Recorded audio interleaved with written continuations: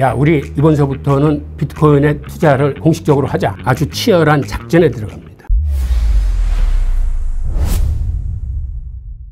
근데 이제 미국이 가지고 있는 비트코인을 그냥 보유만 하는 것과 새롭게 자기들의 돈으로 사는 거는 완전히 다른 차원의 문제잖아요. 이제 법안적으로 좀 통과하기 어려운 부분이 분명히 있을 것 같고, 그 다음에 미국이 이제 8,000톤의 금을 가지고 있는데 러시아나 중국은 2,000톤 좀 중반대밖에 안 가지고 있으니까 사실 미국이 금을 팔면서 비트코인을 사면은 금값이 어떻게 보면 폭락할 가능성이 있잖아요. 그럼 사실 제일 피해를 보는 거는 미국이 될 수도 있기 때문에, 만약 비트코인의 가격이 향후 좀 잘못된다면 정치적으로도 굉장히 위험해질 수 있어서 트럼프가 그런 좀 무리수를 던질까 하는 거에 대해서 약간 의구심이 가거든요. 근데 그거는 그렇게 큰 걱정하실 필요는 없을 거예요. 왜 그러냐면 원래 금이나 은 같은 달러에 대한 대체 자산은 달러가 늘어나는 것만큼 상대적으로 가격이 올라가야 됩니다. 그러니까 무슨 얘기냐면 달러라는 물량이 시중에 100이 있었는데 이게 10배로 희석이 되면 그 달러의 대체 자산인 금과 은은 사실은 가격이 10배 정도 올라야 돼요. 그런데 그간 그렇게 오르지 못했어요. 그 오르지 못했던 이유는 과거에 글로벌 금융위기를 맞고 2011년인가 금값이 온수당 2,000달러를 이렇게 막 치고 올라갈 때가 있었어요. 그때 중국 같은 경우가 앞으로 중국은 미국 국채를 외환보유에 담지 않고 금을 담겠다라고 공개적으로 선언을 합니다. 그리고 월스트리트에 있는 헤지펀드들도 최금을 사모으기 시작했어요. 그때 미국이 이렇게 금값의 상승은 달러에 대한 불신을 초래하는구나 해서 그 금값이나 은값을 막기 위한 아주 치열한 작전에 들어갑니다. 여러 가지 과정을 거쳐서 결국 그때 금값을 굉장히 억누러서 한 1,300불까지 이렇게 폭락을 시키는 과정에 여러 가지 수단들이 동원됐는데, 하나는 선물 시장에 개시증거금과 유지증거금을 올리면서 기관들이 사용하는 레버리지로 확 낮춤으로써 선물 시장에 금선물이나 은선물 할 적에 굉장한 자금 부담을 줘가지고 떨어뜨려요. 그거 가지고도 안 되니까 현물 시장에서 몇백 톤의 금을 현물로 때리고, 하여튼 여러 가지 과정을 거쳐서 결국은 눌러놔요. 이게 그 해에만 있었던 게 아니고 금값이 원수당 2,000불에만 가면은 선물 시장에 이런 규제가 계속 반복돼서 금값을 얼룩놓을 겁니다. 게다가 은값은 또 어떤 것까지 감이 됐냐면, JP모건 은행이 그 글로벌 금융위기 당시에 그 헐값에 인수했던 은행이 하나 있었는데 거기가 원래 은 전문 은행이었어요. 그거를 기회로 은 선물 시장에서 어떤 불법적인 그 가격 억누름 정책을 써가지고 은값이 못 오르게 하면서 엄청난 은 현물을 모집하기 시작합니다. 그래서 지금 JP모건이 갖고 있는 은이 그 상품 거래에서 창고의 은의 절반 이상이 넘어요. 그리고 그것 때문에 서너 번 이상 기소당했어요. 그게 불법이라고 그래서 그때마다 뭐 벌금형이나 이런 걸 때렸음에도 그게 사실은 그렇게 혹독하게 다루지 않았기 때문에 지금도 JP모건은 그런 식으로 은을 매집하고 있어요. 이런 사실을 통해서 인위적으로 금과 은 가격을 눌러왔습니다. 그런데 지금은 2,000불이 넘었음에도 미국이 그렇게 크게 손을 쓰지 못하는 건 최근에 들어와서는 브릭스 국가들이 은을 집중적으로 수입을 하고 있어요. 그러니까 그 거대한 흐름에 미국이 지금 맞서지 못하는 거예요. 그래서 금과 은은 인위적인 조작으로 시장의 수요 공급에 의해서 여태까지 가격이 결정됐던 건 아니었고, 그리고 미국이 은을 8,300톤 갖고 있다는 얘기는 50년 전이나 지금이나 똑같습니다. 선물 시장에서 그렇게 몇백 톤씩 팔아도 그리고 실사에 한 번도 응한 적이 없어요, 미국은. 그래서 미국의 금을 비트코인으로 좀 덜어냈다고 해서 금값이 폭락하거나 그런 사태는 오지 않을 거라고 봅니다. 그러면은 이제 들으면서 생각이 나는 것이, 뭐 미국이 지금 비트코인은 20만 개 정도밖에 갖고 있지 않기 때문에 사실 금처럼 누르는 정책은 불가능하잖아요. 독일도 5만 개 팔았지만 뭐 그거 팔고 나서 바로 가격이 지금 2배가 넘게 올랐으니까. 하지만 지금 ETF들이 가지고 있는 비트코인 이제 100만 개가 넘어갔단 말이에요. 특히 블랙록은 지금 하루에도 3, 4천 개씩 매일 사는데, 이렇게 블랙록이 많이 매집을 하면서 만약 블랙록의 보유량이 전체 보유량의 5%가 넘는 100만 개가 넘어간다. 그럼 나중에 블랙록이 자기들의 이익을 위해서 뭔가 가격 조작을 할 가능성이나 이런 것도 충분히 있다고 보시나요? 글쎄, 저는 그렇게까지는 보지를 않고요. 블랙록의 사실의 큰 그림은 비트코인 ETF는 사실 시작이고, 비트코인 현물 ETF가 승인이 났을 적에 거기 대표 레리 핑크는 무슨 얘기를 했냐면, 비트코인이라는 위험 자산이 ETF라는 안전한 자산에 노출된 것은 이게 금융기술의 첫 번째 혁명이다 라고 얘기를 했습니다. 그리고 앞으로는 모든 금융의 토큰화가 두 번째 혁명이 될 거라고 그랬어요. 그러면서 블랙록이 생각보다는 빠르게 비들이라는 RWA 상품을 시장에 내놨어요. 블랙록이 이룬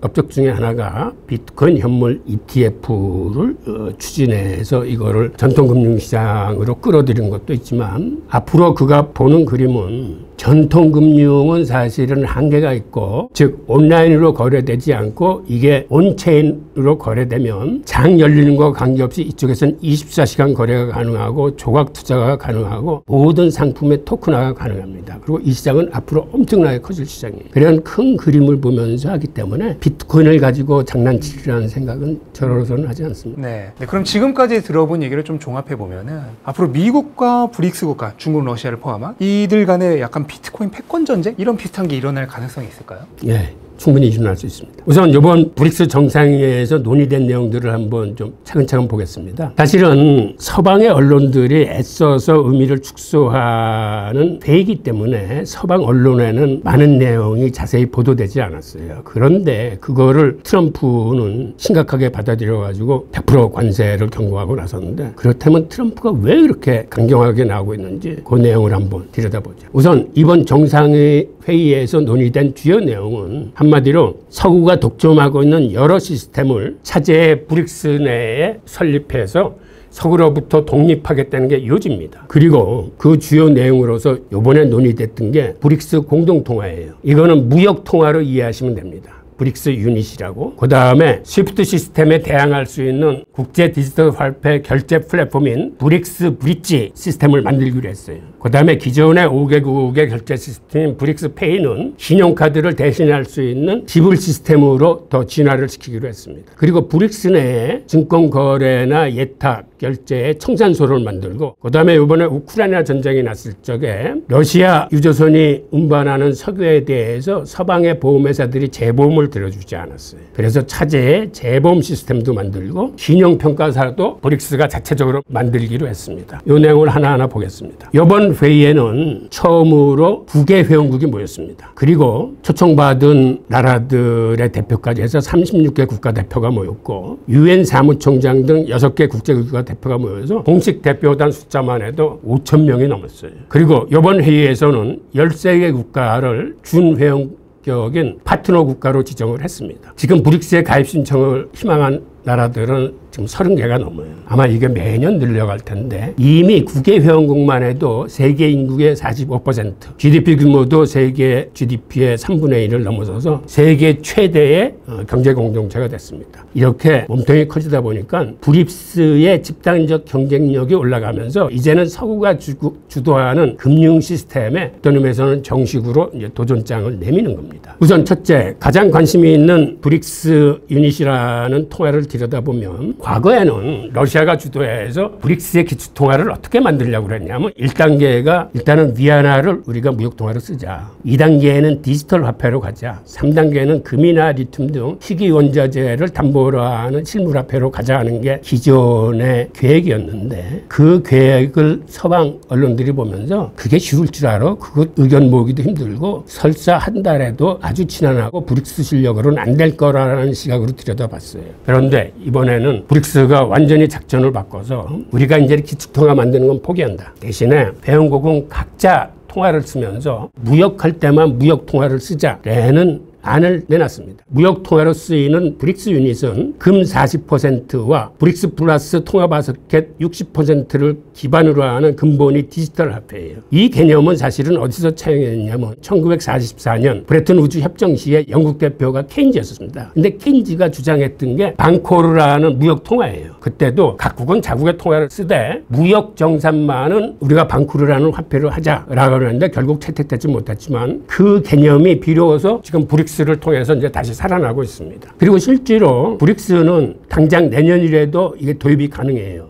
왜 그러냐면, 원래 이 유닛이라는 디지털 화폐는 UN 산하기관인 이리아스가 2015년에 이미 개발을 마친 통화예요. 그래서 자기들끼리 뜻을 모으면 내년이라도 쓸 수 있고, 그런데 다른 나라들은 사실 원칙적으로 이걸 지지를 했는데 인도는 이번에 사실 반대했어요. 우리는 하지 않겠다. 그래서 브릭스는 이거 강제적인 거 아니고 우선은 원하는 국가들끼리 시작하겠다라는 그런 안을 내놓고 있습니다. 또 하나는 이렇게 브릭스 브릿지를 쓰게 되면 이거는 블록체인 기반의 브릭스 회원국의 CBDC를 상호 연결해서 쓰는 거거든요. 그래서 이거를 쓰게 되면 스위프트를 통해서 했을 적에 드는 수수료 한 300억 달러를 절약할 수 있을 뿐만 아니라 스위프트 시스템을 하면 며칠 걸리는 이 송금 시스템도 즉시해서 그다음에 즉시 확인이 가능한 이런 시스템으로 바뀌게 됩니다. 그리고 이 브릭스 브릿지도 이게 짧은 기간 내에 그들이 쓸 수 있는 이유가 사실은 이거를 만든 이게 서방의 국제결제은행 BAS가 중국, 홍콩, 태국, 아랍에미리트 중앙은행하고 같이 만들었어요. 이걸 만들 때. 그런데 이 엠브리지 소프트웨어 개발을 주도한 게 중국의 인민은행이에요. 근데 여기서 아이러니하게도 이걸 만들어 놓고 이걸 미국의 연준이 분석을 해봤더니 이 시스템을 쓰게 되면 달러 사용은 줄어들고 위안화 사용이 더 늘어날 거라는 분석이 나왔어요. 그래서 국제결제은행은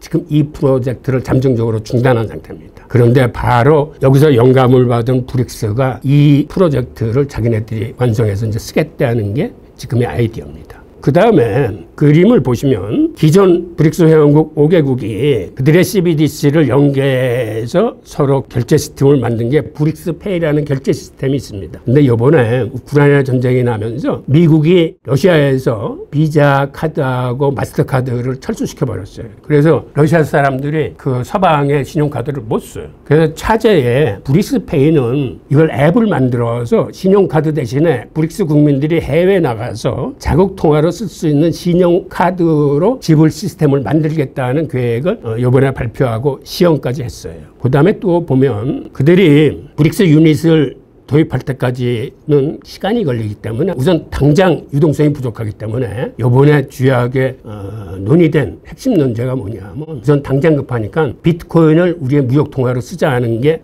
이번에 이슈가 됐습니다. 즉 한마디로 부족한 위안화를 대신해서 비트코인을 무역 통화로 쓰자는 건데 이게 왜 위안화가 이렇게 시장에 부족하냐 하면 미국 같은 경우는 무역 적자를 보면서 무역을 하면서 달러가 해외로 이제 공급되는 시스템입니다. 그런데 중국은 무역 흑자를 보는 나라예요. 그리고 흑자 규모도 매년 더 많아져. 그러다 보니까 오히려 해외에 있는 위안화가 중국 안으로 빨려 들어갑니다. 그걸 의미하는 거고, 그 다음에 지금 세계의 무역 네트워크도 완전히 지금 중국 중심으로 돌아가요. 4년 전에도 어떤 통계가 나왔냐면 중국을 최대 교육 대상국으로 하는 나라의 숫자는 140국에 넘었습니다. 그런데 미국을 최대 상대 교육국으로 하는 나라의 숫자는 40개뿐이 안 돼. 근데 이 격차가 점점 더 커지면서 세계 무역 네트워크가 중국 중심으로 돌아가는데 그 중에서도 제3세계, 그 다음에 그냥 남반부 에 있는 그 개발도상국들이 이제 중국 편에 이제 줄을 서게 돼 있는 거죠. 그러다 보니까 중국의 지금 대외 결제 비중이 어떻게 변하고 있냐면 2024년 3월을 기준으로 해서 위안화 결제가 달러 결제를 넘어섰습니다. 우리는 스위프트 시스템에 있는 그 자료를 갖다가 한 5년 전 자료를 가지고 위안화의 비중이 그렇게 높지 않다고 얘기를 하는데 그건 좀 잘못된 거예요. 이미 중국은 스위프트 시스템이 아닌 그들이 만든 CIPS라는 위안화 결제 시스템을 가지고 교역 대상국들하고 거래를 하고 있거든요. 이런 상황 속에서 브릭스 회원국 간의 위안화로 거래를 하려다 보니까 이런 위안화 부족을 막기 위해서 이번에 논의됐던 사항이 야 우리 이번서부터는 비트코인에 투자를 공식적으로 하자. 그리고 우리 회원국 간에는 크립토 무역을 촉진하자. 그러니까 달러 대신 비트코인을 우리 무역 통화로 쓰자라는 요지로 이제 회의를 하게 된 겁니다. 그리고 회의가 끝난 다음에 푸틴 대통령이 발표를 했어요. 브릭스가 암호화폐를 공식 투자 대상으로 채택했다. 라고 이제 밝혔습니다. 그리고 러시아는 발빠르게 11월 1일부로 그간 채굴을 금지시켰던 거를 채굴을 합법화를 시켰어요. 그리고 러시아만 바뀐 게 아니라 다른 브릭스 회원국들한테도 뭐를 권했냐면 브릭스 전체가 이 채굴 이니시티브를 잡자. 그리고 채굴하고 데이터 센터를 같이 가는 전략을 쓰자. 결국 채굴이나 데이터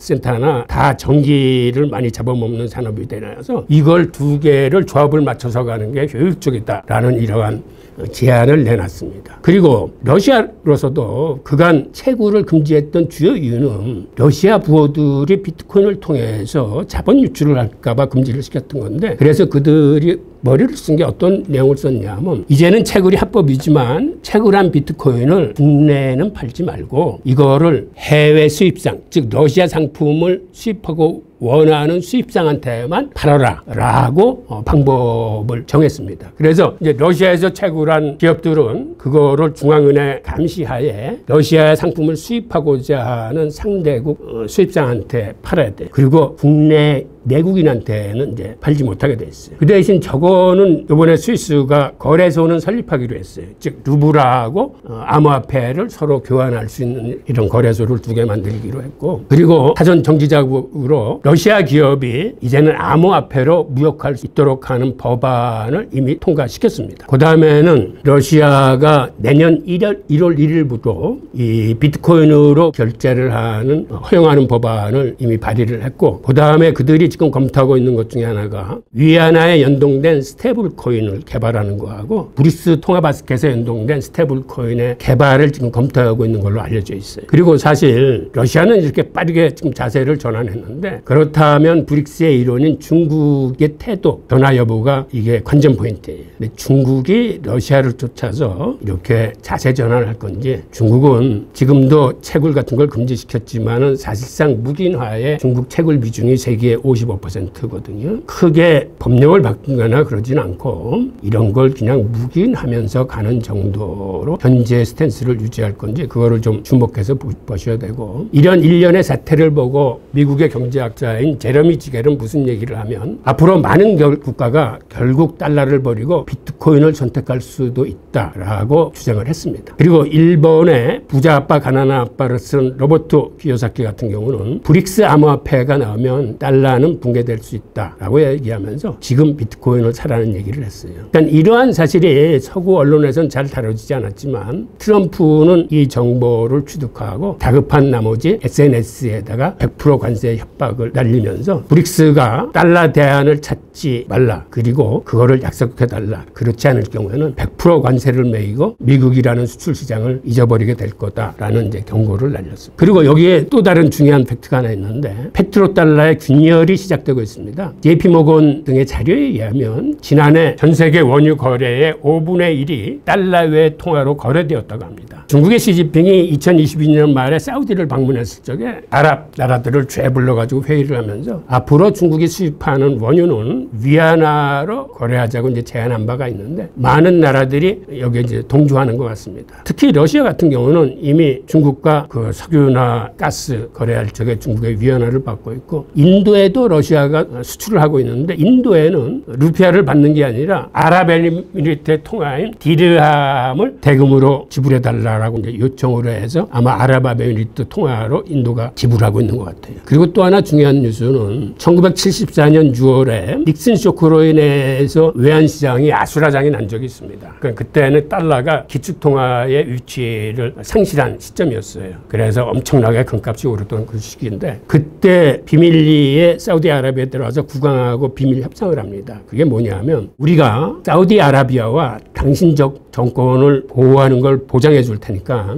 앞으로 오펙은 달러로만 석유를 팔아라 하는 협상을 맺습니다. 그리고 이게 군사경제협정이라는 이름으로 50년 만기짜리 협약이 체결이 돼요. 그런데 올해 6월 달에 50년 이 돼서 이 협약이 종료됐을 때 미국이 연장을 요청했을 때 사우디가 이거를 거부합니다. 그래서 올 6월 달에 군사경제 협정이 끝났어요. 즉 한마디로 페트로달러 협정이 끝난 겁니다. 그래서 이제 사우디는 석유를 달러로만 판매해야 되는 의무에서 이제 해방되고, 이것 때문은 아니겠지만 하여튼 지금 점점 더 석유 거래에 있어서 위안화 거래나 다른 통화의 거래가 늘어나고 있다는 사실이 페트로달러의 균열이 시작됐고, 또 하나는 지금과 같은 이러한 상황 속에서는 브릭스 나라들이 무역 통화를 위해서 비트코인을 사모으기 시작하면 미국도 비트코인을 전략적으로 삼으로써 미국과 브릭스 간의 비트코인 매직 경쟁이 벌어질 겁니다. 그리고 미국이 비트코인을 전략자산으로 비축하기 시작하면, 즉 한마디로 다른 나라들도 그들의 외환보유나 여기에 이제는 금과 더불어 비트코인을 전략자산으로 구축하는 나라들이 늘어날 거예요. 그래서 이런 사태를 미국의 가상자산 투자회사 갤럭시 디지털의 그 대표는